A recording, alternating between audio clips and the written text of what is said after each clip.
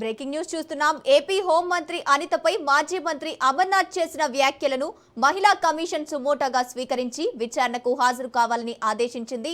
గతంలో 2 సార్లు గడువు కోరిన గుడివాడ అమర్నాథ్ తాజాగా విజయవాడలో మహిళా కమిషన్ ఎదుట హాజరై వివరణ ఇచ్చారు. విశాఖ నుంచి విజయవాడ వచ్చిన ఆయన లీగల్ కౌన్సిల్ సభ్యులతో కలిసి మహిళా కమిషన్ ఎదుట హాజరయ్యారు.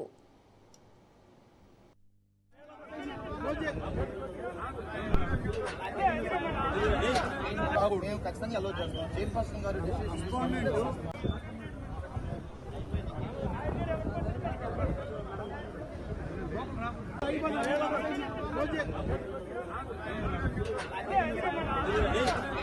మేము ఖచ్చితంగా అలో చేస్తాం. చైర్పర్సన్ గారు ఏపీ హోంమంత్రి అనితపై మాజీ మంత్రి అమర్నాథ్ చేసిన వ్యాఖ్యలను మహిళా కమిషన్ సుమోటోగా స్వీకరించి విచారణకు హాజరు కావాలని ఆదేశించింది.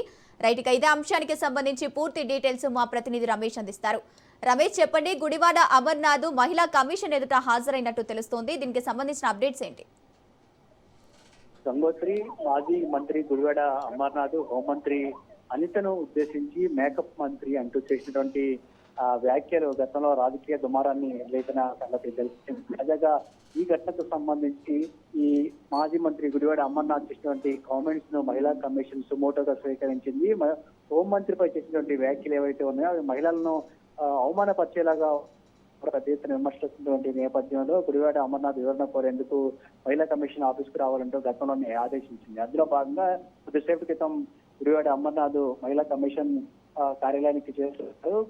అమర్నాథ్ తో పాటు ఉత్తరాంధ్రకు సంబంధించిన వైఎస్ఆర్ కాంగ్రెస్ పార్టీ నేతల కార్యకర్తలు కూడా పెద్ద ఎత్తున మహిళా కమిషన్ కార్యాలయానికి తరలి వచ్చారు. ఇక గుడివాడ అమర్నాథ్ తో పాటు మాజీ additional advocate general Ponnavolu Sudhakar Reddy కూడా విచారణకు హాజరయ్యారు. మాజీ మంత్రి గుడివాడ అమర్నాథ్ కు సాయంగా. అయితే అమర్నాథ్ హోంమంత్రిని ఉద్దేశించి ఈ వ్యాఖ్యలు చేశారా లేదంటే అధ్యక్షుడిగా ఈ వ్యాఖ్యలు చేశారనే అంశానికి సంబంధించి కూడా ఈ రోజు మహిళా కమిషన్ వివరణ తీసుకోబోతుంది. దీనికి సంబంధించి గతంలోనే తన వివరణ ఇచ్చారు. తన మహిళా లోకాన్ని ఉద్దేశించి మహిళల్ని కించపరిచేలాగా ఎలాంటి వ్యాఖ్యలు చేయలేదు. కేవలం తనను ఎవరైతే అవమానకరంగా తనను ఉద్దేశించి మాట్లాడారో వాటి గురించి మాత్రమే తాను మాట్లాడారంటూ చెప్పుకొచ్చే ప్రయత్నం కూడా చేశారు. అయినప్పటికీ కూడా హోంమంత్రిపై చేసినటువంటి వ్యాఖ్యలు అన్ని పార్టీలు కూడా ఖండించడం జరిగింది. అటు సీఎం చంద్రబాబుతో పాటు డిప్యూటీ సీఎం పవన్ కళ్యాణ్, ఇతర కూటమి నేతలందరూ కూడా. అంతేకాకుండా అమర్నాథ్ పైన రాష్ట్ర వ్యాప్తంగా పోలీస్ స్టేషన్ లో ఫిర్యాదులు కూడా వెల్లువెత్తినటువంటి పరిస్థితి కూడా ఉంది. ఈ అంశానికి సంబంధించి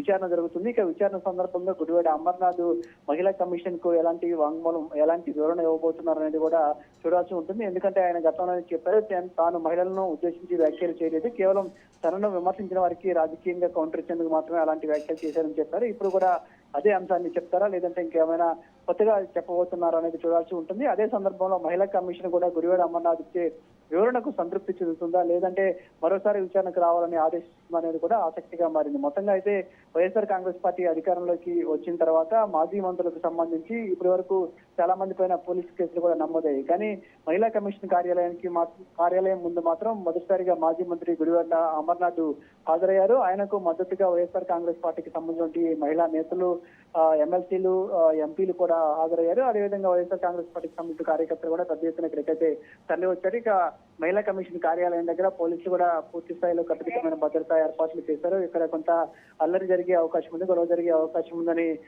సమాచారం నేపథ్యంలో పోలీసులు ముందు పరిస్థితి కూడా ఉంది. ప్రస్తుతం అయితే గుడివాడ అమర్నాథ్కి సంబంధించిన విచారణ మహిళా కార్యాలయంలో జరుగుతూ ఉంది. Okay, thank you Ramesh. మేము ఖచ్చితంగా